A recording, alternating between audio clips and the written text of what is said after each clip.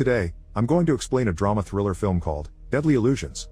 Focused on a person's grip on reality, this mind-boggling movie shows how something as common as a stressful situation can lead to a person losing his mind.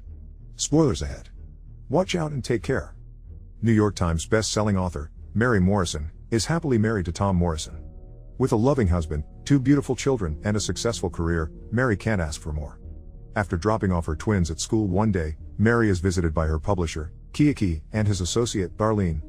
They want Mary to write another book for their best-selling series, Delirium, and they offer her a handsome sum to do it. However, Mary gets upset and refuses, saying she and Kiyiki have already discussed it before. With Mary's adamance about not writing the book, they leave. That night, Tom arrives home and sees the envelope from Kiyiki, and the offered amount to Mary surprises him. With Tom asking why she didn't tell him about it, Mary finally reads the document, and she's astounded that $2 million is on the table. Tom notes that that's more money upfront than all her books combined, but Mary doesn't want to discuss it yet. As they prepare for dinner, Tom advises her to seriously consider Kiyiki's offer. After putting the kids to sleep, Mary sweetly makes love with her husband. But when they finish, Tom confesses to losing half of their reserves after making a risky investment 6 months ago, leaving Mary deeply upset. When Mary first refused to talk about Kiyiki's offer, Tom's disappointment immediately hints that he's hiding something from his wife. His suggestion about considering taking the project also shows he needs her help, but Mary doesn't even notice. Moreover, Tom's strategy to uplift Mary's mood by making love to her before breaking the bad news is a cheap one, especially since the mistake he made isn't something that can be fixed overnight. After some time, Mary goes to the spa with her friend, Elaine, who convinces her to take Kiyiki's offer. However, Mary isn't sure if she will since she turns into a different person when she writes. Elaine then suggests hiring a nanny to help her with the twins, but Mary strongly opposes as she doesn't want someone else taking care of her children. Determined to help her friend, Elaine gives Mary the contact number of her client, Angela, who is a headhunter for sitters. Elaine stresses that her friend only recruits girls who go to Ivy League schools and that a nanny is what she needs to get through. Clearly, Mary's at a crossroads with what she should do.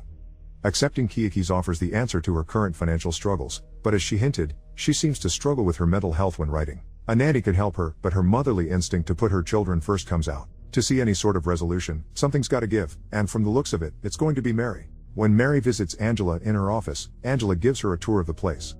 Angela then offers to send a few candidates for Mary to meet with, emphasizing that she can revisit if none of them work out. After careful consideration, Mary accepts Angela's offer. During her meeting with the girls, Mary immediately realizes that none of them stands out.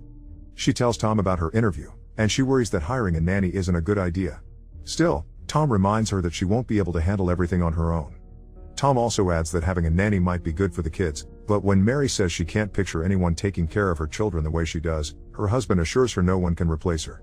Once again, Mary shows her reluctance to have someone else take care of her kids other than her. Even when she's interviewing the applicants, Mary doesn't really seem interested and is just being polite to the young ladies. As she talks to Tom about the interview, it shows that as a mother, Mary is a perfectionist who won't settle for anything less. When another interviewee arrives, Mary ends the call and greets the young lady. Inside, the young woman takes her seat, and as she reads her book, Mary finds herself staring at her. Mary starts the interview and learns that the young woman, Grace, is from River Springs and loves reading. Their conversation is interrupted by a phone call, so while Mary's gone, Grace takes a look at the twins' photos before getting a book from the counter. When the twins arrive, Grace sees them bickering. She immediately talks to them and introduces herself as Mary's friend. Mary hears their conversation, and she smiles as she listens to her kids' laughter. She then greets her children and tells them to go to their room, and when Mary sees the book Grace is holding, she tells the girl to follow her. In Mary's office, Grace gets surprised when she realizes that Mary is a writer after getting one of her books from the shelf. A little hesitant, Mary informs Grace that she still isn't sure if she needs someone full-time but asks her if she is available in the coming week. Mary says she needs a little help since she's writing a new book, and Grace is happy to accept her offer. Grace and Mary's rapport is intensified by their love for books, and maybe that is one of the reasons why Mary decided to give her a chance. Grace is like a younger version of her, and Mary must think that having her take care of the twins doesn't seem so bad. Grace and the kids quickly take a liking to each other. One day, Elaine's son and Mary's twins ask their moms if they could go for a swim, and Grace happily volunteers to take them. Mary offers to lend Grace a swimsuit, and when she notices that Grace is not comfortable with the one-piece, she gives the girl something to cover herself up with. By the pool, Elaine notes that the swimsuit Mary gave to Grace is too revealing. However, Mary insists she doesn't need to worry about Grace since the girl is a prude. When Tom arrives and shakes hands with Grace, Elaine waits if Mary will say something, but she remains quiet. Mary is confident that she won't have any problems with Grace, but her best friend thinks otherwise. Although she won't say it directly, Elaine feels like Grace is too good to be true. Elaine only wants Mary to be cautious, but Mary doesn't take her seriously. In the evening, Tom congratulates Mary for hiring Grace. They then make out in the kitchen before making love in the pantry. When they return, Grace asks them if she could get the kids ready for bed. Once Grace is done, Tom invites her to join them for dinner, but Grace politely refuses and goes home. The couple has found more freedom after hiring Grace. They can now enjoy more intimate and enjoyable times together without worrying about the kids since Grace is there to take care of them. The next day, while Grace arranges the plates in the kitchen, she suddenly hears Mary screaming, so she quickly rushes to her aid. Mary has accidentally stepped on broken glass, and as Grace puts ointment in her wound, Mary can't help but look at Grace's chest. Instead of going back to work, Mary decides to take Grace shopping. Mary helps Grace try new undergarments and then tells the girl she wishes she had spent more time feeling good about her body. Grace then places Mary's hand on her chest, trying to make her remember what it's like to be young again. Mary buys the undergarments they've chosen, and at home, she tells Grace to wear some of the old clothes she doesn't use anymore. Later that day, Mary asks her husband about his thoughts on plastic surgery, mentioning that she's not getting any younger, but Tom simply tells her she doesn't need it. As the couple talks, Grace enters the room and informs them she'll be coming in late the next day since she has a doctor's appointment. Here, it's a wonder why Mary doesn't get startled when Grace places her hand on her chest. She believes that Grace is a bit old-fashioned, but she doesn't even react to the girl's actions. Still, hints of Mary's insecurity are starting to creep, especially after seeing Grace half-nude. One day, Mary takes a break from work and goes outside for a smoke. As she sits outside, Mary sees Grace from inside the house trying on the clothes she gave her. Kiki then calls her attention, and Mary realizes she's daydreaming. Kiki and Darlene want Mary to turn the main character of her book, the mother, into a villain, but Mary doesn't think it's a good idea. As their meeting continues, Mary finds herself thinking about Grace, fantasizing about the girl being undressed. Mary's problems begin here when she starts having intrusive thoughts even at work. It's not even clear why the image of Grace's bare body keeps popping into Mary's mind, only that she can't stop thinking about the girl. Later on, Mary tells Elaine about her fantasy, and Elaine asks her if she's ever been attracted to a woman before. When Mary says no, Elaine says it could all just be in her head. Elaine then suggests that Mary could use her good relationship with Grace as an inspiration to write since she's experiencing writer's block, and Mary takes her friend's advice. Though her issues with Grace are new territory for her, Mary has no problem confiding in Elaine. The two must go way back, especially with how Mary's always listening to Elaine's counsel. When she gets home, Mary finds Tom and Grace talking to each other. Mary then kisses her husband and sits on his lap, and when the twins call her, Grace volunteers to see what they need. When Tom reminds Mary about their fundraiser dinner, Mary exclaims that she forgot about it and that she didn't even book a sitter. Overhearing their conversation, Grace offers to stay late, and the couple accepts. Grace is always so attentive to Mary's needs, and Mary only sees this as something that the girl is good at. Before Mary leaves for their dinner, Grace expresses her gratitude towards her for giving her a job. Flattered, Mary tells her nanny they're lucky to have her, reminding her that she's a very special young lady. Aside from being a golden nanny, Grace also packs a silver tongue. She always knows which words to say to Mary since she always manages to make her happy. The next day, Mary writes topless by the pool. She then asks Grace to put sunscreen on her back. Once done, Mary jumps into the pool and removes her bikini, asking Grace to join her since nobody is around. A little reluctant, Grace picks up the bikini that Mary just took off and briefly goes inside the house to change. When she returns, Grace jumps into the pool, too, enjoying her time with Mary. When they finally rest, Grace begs Mary not to let her go, saying she's never felt more love than when she's with her. Feeling sad for Grace, Mary hugs the girl and tells her they'll be there for her forever. As she cradles Grace in her arms, Mary tells Grace she's the reason she broke her writer's block. Mary then falls asleep, and when she opens her eyes, she sees Grace going down on her. But when she truly wakes up, Mary looks around in confusion, unsure if what she saw was just a dream. With Mary loosening up a bit more around Grace, she's getting more and more dreams about the girl. She's helpless to Grace's charms, and she believes everything that the nanny says. As her dreams about Grace continue, Mary must realize that something is off. After watching the twins' recital, Mary pulls Grace aside to talk about what happened between them. She tells Grace that they should forget about it, but the girl doesn't even know what Mary is talking about. Mary then realizes that it was just a dream, and she's relieved that she's mistaken. After some time, Grace brings Mary some rose petals and milk for her bath. She then feeds Mary some honey before giving her a massage. As Grace's hands travel down her shoulders, Mary tells her to stop. However, Grace insists and says she just wants to make her happy. Defeated, Mary lets her, so Grace continues with the massage. Grace then puts her hand on Mary's private parts, enjoying as she watches Mary relish her touch. Just as she is about to climax, Mary opens her eyes and realizes she's daydreaming again. When she looks down, Mary is surprised to see that the tub is filled with petals. At this point, it's safe to say that Mary isn't sure what's real anymore. She thinks what happened in the bathroom was just a dream, but she proves herself wrong when she sees the petals in the tub. The thing is, Mary is actually enjoying her sensual moments with Grace, whether they're real or not. It's hard to say that she hasn't already made a mistake. Over the next few days, Mary focuses on completing her book. As Mary works, Grace and Tom grow closer. One day, Elaine gets suspicious when she catches them dropping off the kids at school. She tries calling Mary to talk about what she saw, but Mary won't answer her call. As Tom and Grace eat out, Tom notices that there's something different about her, but he can't quite point it out. Grace is acting completely carefree, smiling and joking every time Tom says something. When they drive home, Grace happily dances to the music, showing Tom a different side of her. With the sudden change in Grace's personality, it isn't a stretch to think that the red petals in Mary's tub come from the big red flag looming over Grace. Tom already notices it and even asks Grace about it, but he ignores this and thinks Grace is just having a good time. Grace, on the other hand, certainly looks like she's having the time of her life, but the way she speaks and moves suggests there's more to it than what Tom thinks. 3 weeks later, Mary and Grace ride their bicycles and drink some wine by the river. As Mary reads a book, Grace places her hand on Mary's leg and caresses it until the two of them start making out. Once again, Mary fails to pull herself away from Grace and instead falls deeper into the nanny's enchantments. Mary tells Grace that she sees so much of herself in her, and as their kiss deepens, Mary says they should stop. When Grace thinks she did something wrong, Mary assures her that she's perfect. Instead of acknowledging the mistake they just made, Mary makes Grace feel that what they're doing is normal. She's completely forgotten about her husband, and she doesn't even look guilty about it. They then decide to head home, but they're shocked to see that the bicycle's tire is slashed. Mary calls her husband for help, but when she can't reach him, the women walk home instead. There, Mary finds Tom and Elaine talking in hushed voices. Grace tells him where they went, and the smile on her face fades away when Tom kisses Mary.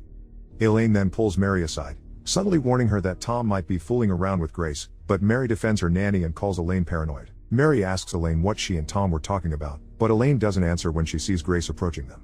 Elaine only says they should just talk about it next time, and she reminds Mary that she loves her before finally driving home. Out of the three adults, it looks like Elaine is the only one who can see right through Grace. Her repeated attempts to warn Mary about her nanny is proof that she doesn't trust the girl, but Mary refuses to see that. Mary even doubts Elaine's motives with how she's always asking questions about Grace. This must hurt Elaine's feelings since she knows Mary better than Grace does. While Grace prepares their food for dinner, she asks Mary if she realizes how beautiful she is. Mary feels flattered, and as she tells Grace about her and Tom's anniversary the next day, Grace starts touching her again. Although Mary is hesitant, she just gives in and lets Grace do what she wants with her. As Grace goes down on her, Tom and the twins suddenly arrive, forcing them to stop. Pretending like nothing happened, Mary excuses herself, saying she wants to lie down. Clearly, Mary has already lost herself with how she does vulgar things with Grace without fear, even when Tom and the twins are in the house. As Mary is about to sleep, she hears Grace shouting from the kitchen. When she checks it out, Mary sees Grace and Tom making out on the counter before passing out. Mary then wakes up, unsure if she just had another dream, and joins Grace and her family for dinner. As they sit at the table, Mary confronts Grace and Tom about what she saw, but Grace remains quiet about it. When the kids get scared by Mary's behavior, Tom assures them that their mother is just unwell. Mary then apologizes to the twins, saying when she writes, her imagination gets so vivid that she can't tell which ones are real. Since Mary's aware that the way her mind works changes when she's writing, the confrontation is almost careless. She doesn't have any proof, she isn't sure if what she saw was real, and she did it in front of her children. Instead of resolving the issue, Mary only embarrasses herself and frightens her children. In their bedroom, Mary tells her husband how she really feels about him expecting her to clean up the mess he made. Tom apologizes and comforts his wife, reminding her that she's almost through with her work, which finally calms Mary down. Despite the frequent romancing they've been doing, the pressure from their financial problem isn't lost on Mary. It's put her under undue stress and pressure, while all Tom could do is console her since he knows it's all his fault. This may even be partly the reason why Mary keeps gravitating towards Grace. She's a break from all her troubles, and she lets Mary feel like she could rely on her. Sometime after midnight, Mary wakes up and goes for a smoke, only to realize that she's out of tobacco. She then notices that the light in her office is on, and when she sees that nobody is there, Mary gets her manuscript before going back to sleep. The next day, Mary calls the nanny agency about a check she sent them a while ago. During the call, Mary is surprised to learn that they're actually waiting for her to decide which nanny she wants to go with. When she asks if Grace works with them, the agency informs her they don't have anyone by that name. Confused, Mary ends the call and hides what she just learned from Grace. Then, she apologizes to Grace for her outburst, but she says she understands her. Though she's known for her writing, Mary chooses to flaunt her poor decision-making skills instead when she doesn't ask for the police or anyone's help despite her growing suspicions toward Grace. When Grace leaves, Mary decides to find Grace's address by going to the library and looking for the last book she checked out. Once she has it, Mary calls Elaine and tells her they need to talk before going to her office. Upon arriving at Elaine's workplace, Mary is horrified to see that her friend has been stabbed in the neck with a pair of scissors. After she calls 911, the authorities take Elaine's body away, and an officer invites Mary to the station. There, Mary learns that she's the main suspect in Elaine's murder. Mary must be feeling guilty since she had an argument with Elaine the last time they saw each other, and that already gives her the motive to hurt her friend. And while the detective questions Mary, it is clear that he already has something against her. The detective reveals that they found her fingerprints on the murder weapon before showing footage of her arriving at and leaving Elaine's office at around 1 in the morning. In the video, however, she's wearing a scarf and sunglasses which obscure her face. The detective also shows Mary an excerpt of her writing, saying it's too similar to what happened to Elaine. Maintaining her innocence, Mary asserts that her publisher, Tom, and Grace all have access to her work. Before she could say another word, Tom arrives with a lawyer and keeps her from talking. The more Mary denies her involvement in Elaine's death, the more she looks guilty of killing her. Mary is just relieved that Tom arrived, seeing as she's only inches away from incriminating herself. Outside the interrogation room, Mary wonders how her fingerprints got on the scissors, but Tom simply says all their fingerprints are on them too, and even the kids. When Tom asks where she was the previous night, Mary explains she got up for a smoke before going to her office to lock it up and then went back to bed. Mary insists she didn't go anywhere else, but she gets confused when Tom tells her she was gone for 3 hours. He also tells her that the slash from her bicycle came from a Swiss Army knife they found in the garage, which only contains her fingerprints. Tom then asks when she last attended a session with Elaine, and Mary says it was years ago. Unsure what to believe, Tom informs Mary that the authorities also found Elaine's notes from one of their sessions, proving that Mary has been experiencing memory gaps, time loss, and out-of-body experiences. Here, it is revealed that Elaine was actually Mary's therapist. No matter how sure Mary is that she didn't do anything to Elaine, her confidence starts to crumble when she realizes how much time she's lost and forgotten. Still, Mary refuses to believe she's the culprit. In search of the truth, Mary goes to Grace's address to enlighten herself. Though Mary's thoroughly implicated here, a flashback reveals that Grace is the one who slashed Mary's tires, stole the scissors, and even smoked Mary's last tobacco while she slept. Upon arriving in River Springs, California, Mary speaks with Grace's aunt. The woman acts oddly, and she even changes her voice from time to time. Still, she explains that Grace has suffered mistreatment at the hands of her parents. Mary also learns that Grace used to work in a spa. In another flashback, it is shown that Grace was at the spa the day Mary and Elaine were talking about Mary's writing. She took a picture of Angela's calling card and applied as a nanny, but got rejected. Grace also stole Mary's address from Angela's files when she left the room. When she returned to inform Grace they're not hiring as of the moment, Grace got mad and insulted her. Finally, it is made clear that Grace isn't who she says she is. If only Mary had paid more attention to what's happening around her, including her dreams, Grace's changing behavior, and Elaine's warnings, then she would have noticed right away that her nanny is bad news. Instead, she has given Grace power over herself and her family. On her way home, Mary calls Tom to warn him about Grace, but he can't be reached. Meanwhile, Grace shows up in the bathroom with a knife, wearing full makeup and seductive lingerie. Warning Tom to listen to everything she says, Grace informs him that she's completely insane. She then repeatedly attacks Tom with a knife, and he is unable to defend himself due to his wounds. When Mary arrives home, Tom collapses on the floor while Grace returns to her sweet, innocent self and changes her clothes. She then greets a frantic Mary and tells her the kids are in their room. When Mary asks for her husband, Grace warns her not to go to the bathroom, saying it's messy there. However, Mary ignores her and heads straight to the bathroom, where she finds Tom bleeding. As Mary tends to him, Grace arrives and starts cleaning the blood on the floor. Absurdly enough, she even apologizes for the mess. After Mary orders Grace to call 911, she asks the nanny who harmed Tom. Crying, Grace says she tried to stop her, revealing that she's suffering from dissociative identity disorder. At this point, Tom is already telling Mary that Grace tried to seduce him, and she even knows that Grace is a dangerous person. Ridiculously, Mary still orders Grace to call 911 for her. It's like she's purposely turning a blind eye on everything even though the answer is already in front of her. This leaves Mary and Tom to watch as their nanny switches back and forth between being Grace to Margaret, who is Grace's other identity. Margaret wants to kill them, but Grace keeps trying to fight back and tells Mary to run. When Mary bolts for the door, Margaret follows her, and the two brawl it out. Meanwhile, Mary's daughter tries to check what's going on downstairs, but she realizes their door is locked. Mary and Margaret continue fighting, and as Grace struggles to overpower her other identity, Margaret starts strangling Mary. During their fight, Mary has already managed to hurt Grace using the blender, but she gets distracted and stops when the nanny cries in pain, proving that she still cares about her. However, caring for a dangerous and unstable person can be deadly, and that is Mary's greatest weakness. Mary has already had many chances to subdue Grace, especially while the nanny struggles to overpower her other identity, but Mary just chooses to watch her. However, Mary manages to reach for a vase, and she smashes it against her nanny's head, finally subduing her. When Grace opens her eyes, she apologizes to Mary and begs her not to give up on her. 1 year later, Mary happily moves on with her life with her family. To show her love and respect for her, Mary leaves her finished manuscript at Elaine's grave. Unfortunately, the couple doesn't even address the issues they've had with Grace, especially Mary's struggles to control her desire for the woman. Mary then visits Grace in a psychiatric hospital, and she is ecstatic to see her.